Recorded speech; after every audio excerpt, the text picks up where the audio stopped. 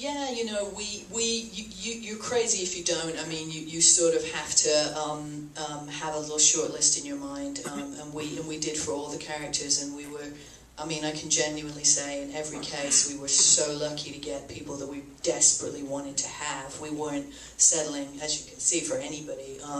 We had, Ryan was with the movie for 3 years, through all the ups and downs. He stuck with us, he never dropped out, he was very loyal. Jeff was always somebody that I've seriously admired my entire life. I think I've been watching Jeff in some movie or another, so for Jeff to decide to take on this role was a massive gift. And then Kieran just stalked us for many years, literally, I'm not actually exaggerating, I'm grateful for that, and there was nobody else that could play that role but Kieran, and then Emma came into our life like a little crazy angel, and kicked some butt, and you know, so yes, we absolutely did have people in mind. I think if you don't have a wish list, you're selling yourself short. You have to really shoot for the sky and just hope, you know. And if you have conviction, then it seems like people come to you. So we were very, very lucky. Yes. If you could have done anything different, then any mistakes that you made that I should avoid. The question was if you could have done anything different. Were there mistakes? Do you have 3 or 4 years for this Q&A?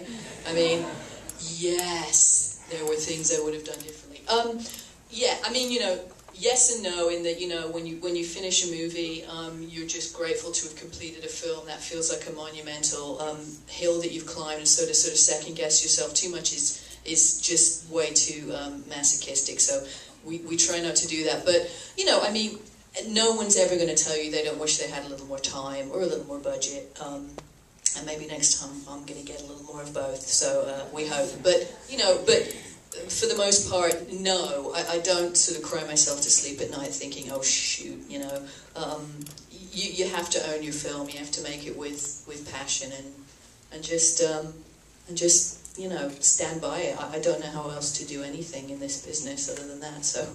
But it's a good question, and maybe, you know, at the party when I'm drunk I'll tell you all the real stuff. I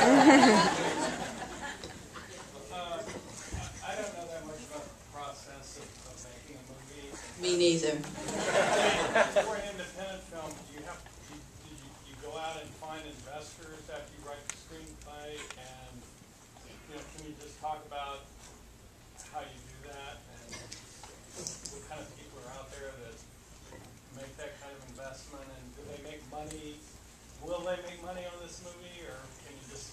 You know, yeah, I mean, these days the question was about really sort of how you put a movie like this together and the financing of an independent film. I can only say in this example was we trolled around for money for about 5 years. We had different kinds of independent financing, meaning coming from people who are not necessarily involved in film, you know, real estate people, or you'd be amazed the kinds of people that want to invest in movies these days. I guess they love losing money. And but in our case, we found a brand new film company that was actually formed from private equity money. So our movie was really financed by the guy who owns Reebok.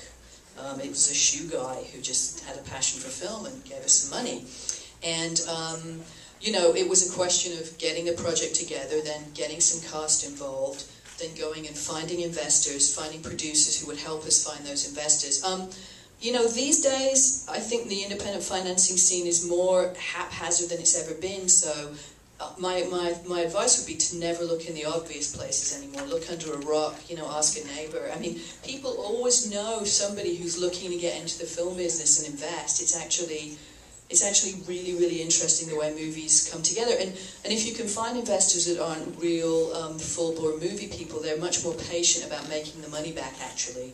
They understand that it takes time, and yes, this movie will make its money back, so they're going to be fine, but you know, they don't always work that way. So it's a very high-risk investment, so you know, you have to really have a stomach for it and love movies if you want to get involved. But you know, it's a little bleak out there from a financing standpoint, but again, if you have good producers that are resourceful, they will find you money, and you know, it doesn't take that much money to make a movie. You can make it for nothing if you have the ideas, you know?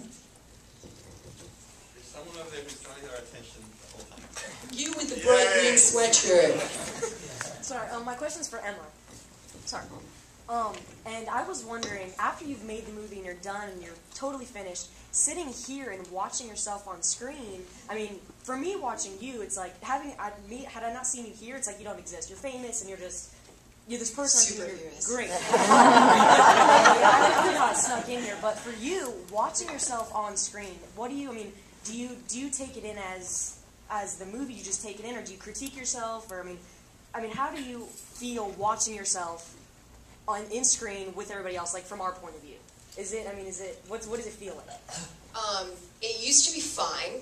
Like, I used to be fine with an audience, and then I started flipping out, and I started having, like, little anxiety attacks while it was happening, because I was like, oh god, and critique myself really, really bad, and be afraid that afterwards if people were like, good job, I'd be like, whatever, shut up, I hate you.